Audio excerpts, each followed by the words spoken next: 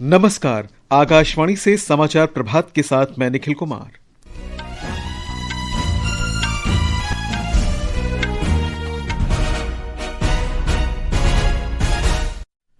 प्रस्तावित मुक्त व्यापार समझौते के लिए भारत और यूरोपीय संघ की आधिकारिक स्तर की बातचीत संपन्न। भारत यूरोपीय संघ सुरक्षा और रक्षा साझेदारी पर आज नई दिल्ली में हस्ताक्षर होंगे। प्रधानमंत्री नरेंद्र मोदी दक्षिण गोवा में भारत ऊर्जा सप्ताह सम्मेलन का वर्चुअल माध्यम से उद्घाटन करेंगे। सरकार ने बजट अधिवेशन से पहले आज सर्वदलीय बैठक बुलाई। उत्तराखंड सरकार ने समान नागरिक संहिता के कई प्रावधानों में संशोधन का अध्यादेश लागू किया। राष्ट्रीय संस्कृति और पर्यटन उत्सव 6 दिन का भारत पर्व दिल्ली के लाल किले में शुरू और अंडर 19 क्रिकेट विश्व कप के सुपर 6 चरण में आज दोपहर भारत का सामना जिम्बाब्वे से। अब समाचार विस्तार से। भारत और यूरोपीय संघ ने प्रस्तावित मुक्त व्यापार समझौते के लिए आधिकारिक स्तर की बातचीत पूरी कर ली है, जिसकी घोषणा आज होने वाली है। इसका उद्देश्य दोनों पक्षों के बीच दो तरफा व्यापार को बढ़ावा देना और आर्थिक संबंधों को मजबूत करना है। वाणिज्य सचिव राजेश अग्रवाल ने कहा कि भारतीय नजरिए से ये व्यापार समझौता संतुलित और दूरदर्शी है, जो भारत को यूरोपीय संघ के साथ बेहतर आर्थिक एकीकरण में मदद करेगा। ये दोनों अर्थव्यवस्थाओं में व्यापार और निवेश को बढ़ावा देगा। समझौते की घोषणा नई दिल्ली में प्रधानमंत्री नरेंद्र मोदी की मेजबानी में होने वाले भारत यूरोपीय संघ शिखर सम्मेलन के दौरान की जाएगी। यूरोपीय आयोग की अध्यक्ष उर्सुला फॉन डेर लायन और यूरोपीय परिषद के अध्यक्ष एंटोनियो लुई कोस्टा आज नई दिल्ली में प्रधानमंत्री नरेंद्र मोदी के साथ शिखर वार्ता करेंगे। इस समझौते से कपड़ा, रसायन, रत्न और आभूषण, बिजली, मशीनरी, चमड़ा और जूते जैसे श्रम प्रधान क्षेत्रों के कई भारतीय सामान को शुल्क मुक्त यूरोपीय बाजार मिलने की संभावना है। भारतीय सामान पर यूरोपीय संघ में लगभग 3.8% शुल्क लगता है, लेकिन श्रम प्रधान क्षेत्रों पर यह लगभग 10% है। यूरोपीय संघ के सामान पर भारत का भारित औसत शुल्क लगभग 9.3% है। भारत यूरोपीय संघ मुक्त व्यापार समझौते में वस्तुओं, सेवाओं और निवेश के व्यापार सहित 24 अध्याय शामिल हैं। दोनों पक्ष निवेश संरक्षण और भौगोलिक संकेत से संबंधित समझौतों पर भी बातचीत कर रहे हैं। समाचार कक्ष से मनोज। यूरोपीय संघ भारत सुरक्षा और रक्षा साझेदारी समझौते पर आज हस्ताक्षर किए जाएंगे। यूरोपीय आयोग की उपाध्यक्ष काया कलास ने यह जानकारी दी। यूरोपीय परिषद के अध्यक्ष एंटोनियो लुई सांतोस दे कोस्टा और यूरोपीय आयोग की अध्यक्ष उर्सुला फॉन डेर लायन राज्य यात्रा पर भारत में हैं। वे आज सोल में भारत यूरोपीय संघ शिखर सम्मेलन की सह अध्यक्षता करेंगे। यूरोपीय संघ आयोग की अध्यक्ष उर्सुला फॉन डेर लायन ने कहा है कि यूरोप और भारत दुनिया के सबसे बड़े लोकतंत्र हैं और एक नई वैश्विक व्यवस्था को आकार देने के लिए मिलकर काम करने को प्रतिबद्ध हैं। We are creating the largest free trade zone in the world. We are creating a market of 700 million people and a GDP of almost 20% of the global GDP is being traded here. This is phenomenal. And this agreement sends a very strong message to the world. We choose fair trade over tariff, and above all, we intend to deliver real and tangible benefits to our people and our businesses. चौथा भारत ऊर्जा सप्ताह सम्मेलन आज से दक्षिण गोवा में शुरू हो रहा है। प्रधानमंत्री नरेंद्र मोदी वर्चुअल माध्यम से इस सम्मेलन का उद्घाटन और प्रतिनिधियों को संबोधित करेंगे। हमारे संवाददाता ने बताया कि बेतुलगांव में यह सम्मेलन 30 जनवरी तक चलेगा। पेट्रोलियम और प्राकृतिक गैस मंत्रालय के तत्वावधान में आयोजित प्रमुख कार्यक्रम 120 देशों के 75,000 से अधिक पेशेवरों और 550 वक्ताओं को एक साथ लाएगा। हरदीप सिंह पुरी और यूएई के डॉक्टर सुल्तान अहमद अल जाबेर जैसे वैश्विक नेता ऊर्जा सुरक्षा और डिकार्बनाइजेशन के बीच संतुलन बनाने पर चर्चा का नेतृत्व करेंगे। 700 प्रदर्शक कंपनियों और विशेष विषयगत क्षेत्रों के साथ यह आयोजन ग्रीन हाइड्रोजन से लेकर बायोफ्यूल तक के नवाचारों को प्रदर्शित करेगा। स्थानीय गोवा की विरासत को उच्च स्तरीय कूटनीति के साथ जोड़कर इंडिया एनर्जी वीक 2026 का लक्ष्य एक स्थायी और न्याय संगत ऊर्जा भविष्य के लिए आवश्यक साझेदारी बनाना है। आकाशवाणी समाचार के लिए पणजी से महेश चोपड़े।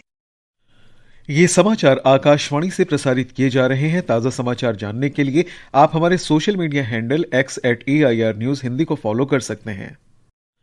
समाचार प्रभात में आपका फिर स्वागत है।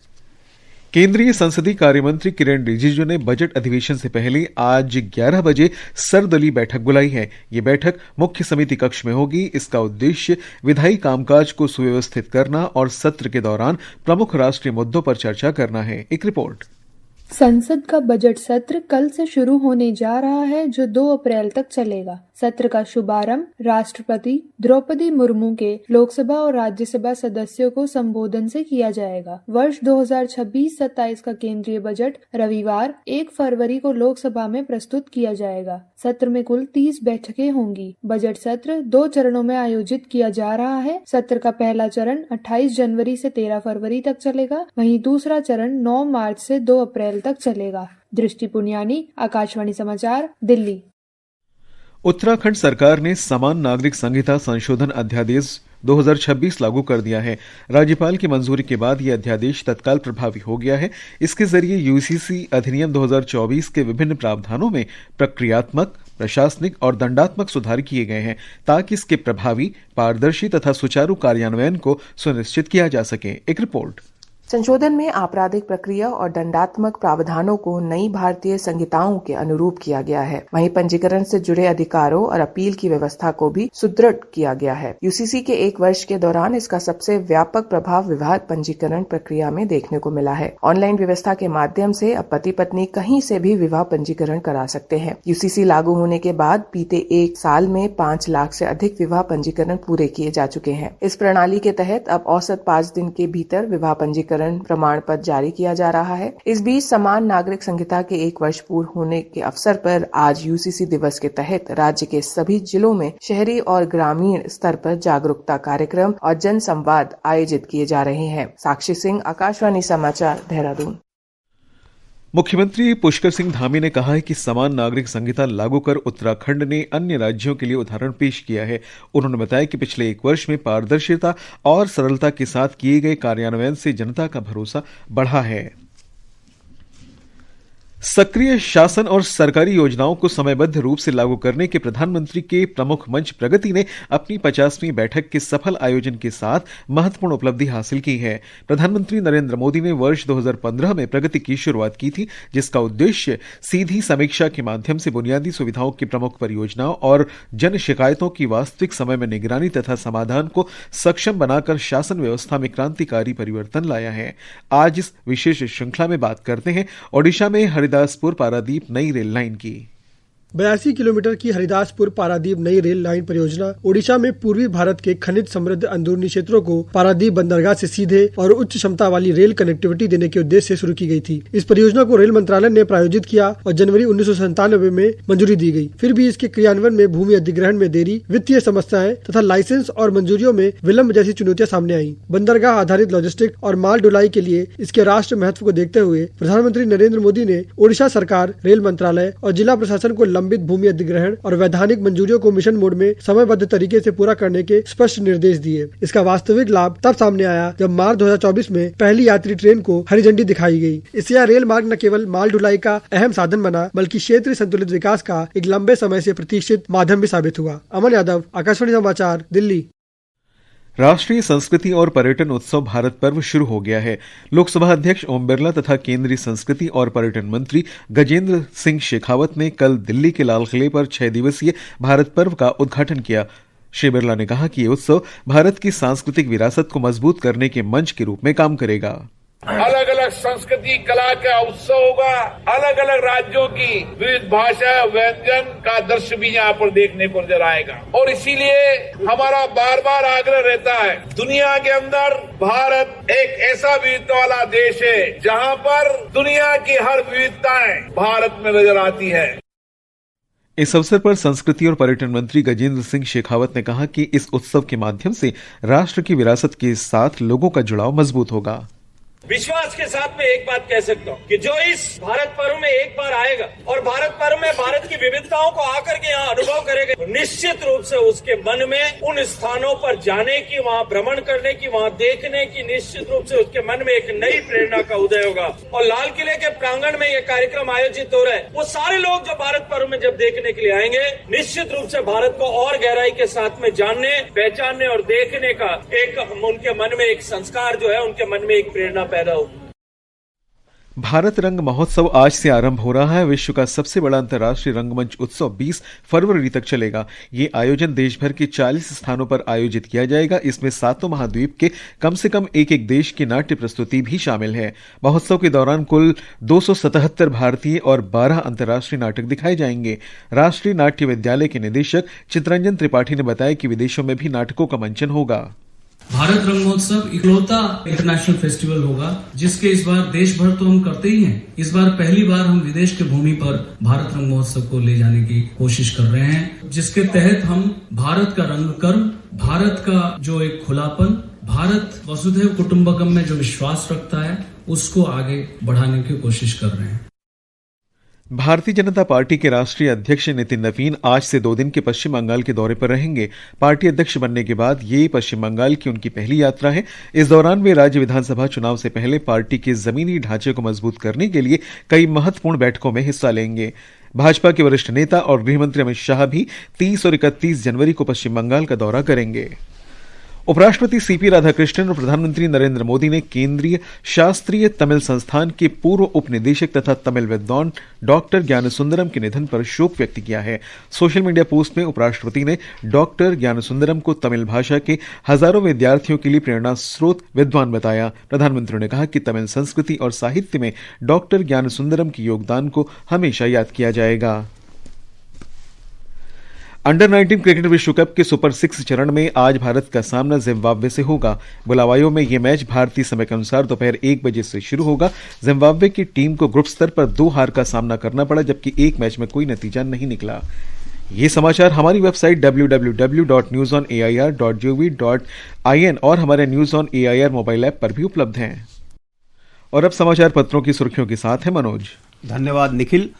अखबारों ने 77वें गणतंत्र दिवस के अवसर पर कल आयोजित भव्य परेड के समाचारों को प्रमुखता से और सचित्र दिए हैं। नवभारत टाइम्स ने जन गण मन शीर्षक से दिया है कर्तव्य पथ पर दुनिया ने देखी ताकत। पंजाब केसरी ने लिखा है गूंजी ऑपरेशन सिंदूर की दहाड़। दैनिक जागरण की सुर्खी है ब्रह्मोस मिसाइल और रक्षा प्रणाली S-400 का प्रदर्शन। लड़ाकू विमानों ने सिंदूर फॉर्मेशन भी बनाया। हिंदुस्तान के शब्द हैं आर्थिक प्रगति और सैन्य सामर्थ्य का प्रदर्शन। पत्र ने सिख लाइफ इन्फेंट्री रेजिमेंट की भैरव बटालियन की पहली मार्च पास्ट को सचित्र दिया है। वहीं जनसत्ता की खबर है देश भर में हर्षोल्लास के साथ मनाया गया गणतंत्र दिवस। रंग बिरंगी झांकियों में दिखा विकसित भारत का सपना।